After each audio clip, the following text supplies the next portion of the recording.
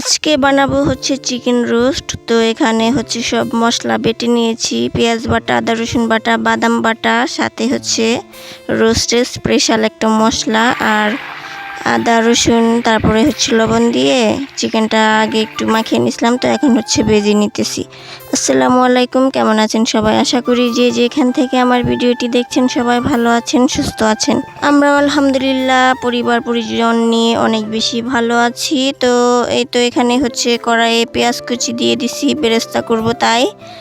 তো আজকে হচ্ছে আমার মেয়ের জন্মদিন ছিল, তো সেই উপলক্ষে ভাবলাম যে একটু ছোটোখাটো একটু এমনি আয়োজন করি বাসায়। তো এখানে হচ্ছে আমি শুধু রোস্টই রান্না করব আজকে, আর কিছুই করব না। তো ওইদিকে হচ্ছে বেরেস্তাটা হচ্ছে, আর এই পাশে হচ্ছে গুঁড়া দুধ, তারপরে হচ্ছে বাদাম বাটা আর টমেটো সস দিয়ে ভালো করে একটু পানি দিয়ে তারপর আর কি মিশিয়ে গুলিয়ে নেব। এটা হচ্ছে রোস্টে দেবো, তো যার কারণে। আর আমি হচ্ছে আজকে কোনো টক দই ইউজ করব না, তো এভাবে হচ্ছে ইউজ করতেছি গুঁড়া দুধটা। তো এভাবে হচ্ছে এরকম টক দইয়ের মতো একটা আর কি টেক্সচার আসবে। তো বড় মেয়েরও হচ্ছে 3 বছর পর্যন্ত এরকম আর কি করতাম, কিন্তু আমার বর হচ্ছে না করে, যে জন্মদিন কোনো পালন করতে হবে না এই সে। তো আমার হচ্ছে আর কি একটু ভালো লাগে, তো যার কারণেই ভাবলাম যে একটা কেক নিয়ে এসো, তো আর কিছু করতে হবে না, শুধু কেকটাই কাটবো। তো যাই হোক, এদিকে মশলাটা বানিয়ে নিছি আর ওইদিকে পেঁয়াজ বেরেস্তাটা আমি হচ্ছে নামিয়ে নিছি।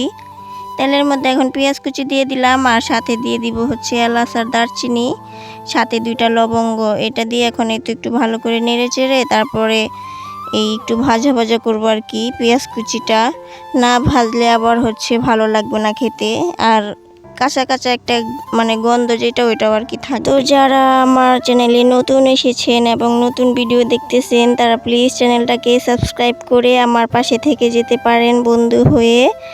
আর অল অপশন ক্লিক করে রাখবেন, যখনই কোনো নতুন ভিডিও আপলোড করব সাথে সাথে পেয়ে যাবেন।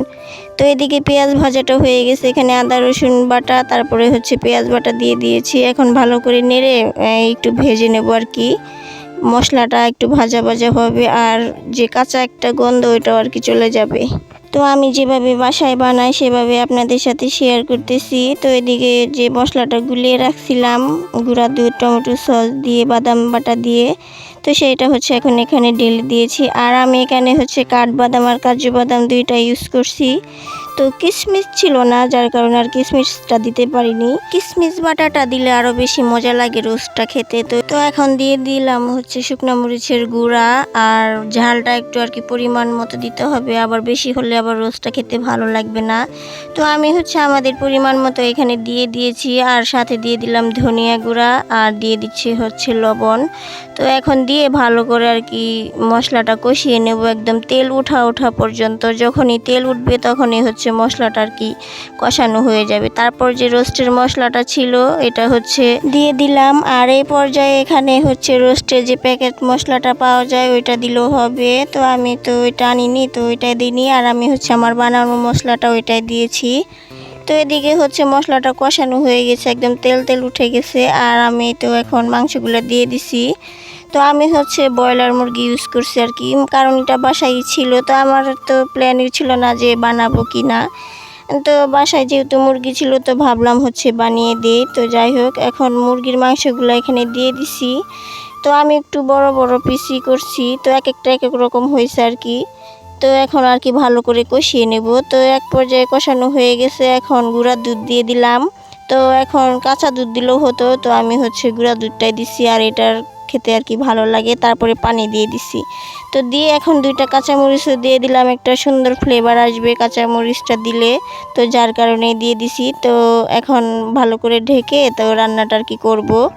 তো এই পর্যায়ে হচ্ছে এখন আমি চিনি দিয়ে দিলাম 1 চামচের মতো, কারণ কিশমিশ বাটার যেহেতু দেইনি তাই চিনি ইউজ করতে হবে, তা না হলে তো আবার রোস্টের আসল যে স্বাদটা ওইটাই হবে না। তো এখানে চিনি দিয়ে দিলাম। তো এদিকে হচ্ছে রান্নাটা হচ্ছে, তো শেষ পর্যায়ে হচ্ছে আমি পেঁয়াজের যে বেরেস্তা করে রাখছি ওই পেঁয়াজ বেরেস্তাগুলো দিয়ে দিছি। তো এখন আর কি নেড়ে চেড়ে ভালো করে মিশিয়ে তারপরে হচ্ছে হওয়া পর্যন্ত আর কি রান্নাটা করব। আমি হচ্ছে কোনো রান্না শেখাই না, তো আমি যেভাবে আর কি রান্নাটা করি সেভাবে আপনাদের সাথে শেয়ার করি। তো অনেকে আছেন নতুন বা রান্না করতে পারে না, তারা হচ্ছে আমার এরকম রেসিপি দেখে বানাতে পারবেন অবশ্যই। তো এদিকে আমার রান্নাটা কিন্তু শেষ হয়ে গিয়েছে, আর বাবুর বাবাও চলে আসছে সন্ধ্যাবেলা, এখন মানে 7টা বাজে। তো এই তো কেক নিয়ে আসছে একটা, তো যে এই কেকগুলো ওইগুলাই নিয়ে আসছে। তো একটু দেখিয়ে দিলাম আপনাদের, এটা লাভ শেপের ছিল আর কি। তো সবাই এখন এই তো শুধু বাচ্চা কাচ্চা আর কি, আমাদের বাড়িতে যারা যারা আছে ওরাই। তো ওরা হচ্ছে এখানে দাঁড়িয়ে আছে কেক কাটবে, কিন্তু আজকে কোনো মোমবাতি আর কি কিছুই আনিনি। তো কারণ আমাদের কোনো প্ল্যানই ছিল না যে জন্মদিন এভাবে পালন করব বা কিছু। তো যা ছিল আর কি মোমবাতি ছাড়াই। তো ওর বাবা বলতেছে যে মোমবাতি লাগবে না, তো এমনি শুধু কেকটা কাটবো। তো এমনি হচ্ছে কেকটা কাটতেছিলাম। তো এটা এখন মেয়ে হচ্ছে ছুরি নিয়ে এখন কেকটা কাটতেছে।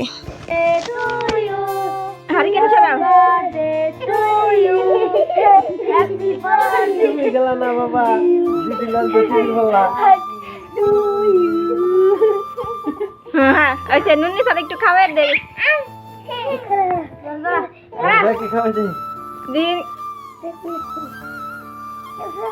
তো এই তো কেক কাটা শেষ, আর এখন হচ্ছে ওদেরকে খাইয়ে দিচ্ছে। তো ওরা তো অনেক বেশি খুশি হয়েছিল, আর এরকম আর কি কেক আমাদের মাঝে মাঝে এনে খাওয়া হয়। তো যাই হোক, এদিকে খাওয়া দাওয়া মানে কেক খাওয়া দাওয়া করে এখন এই তো মানে খাবার দাবার খাওয়ার পালা। তো আমি হচ্ছে একটু সাজিয়ে পরিবেশন করে নিলাম আপনাদের সাথে শেয়ার করব বলে।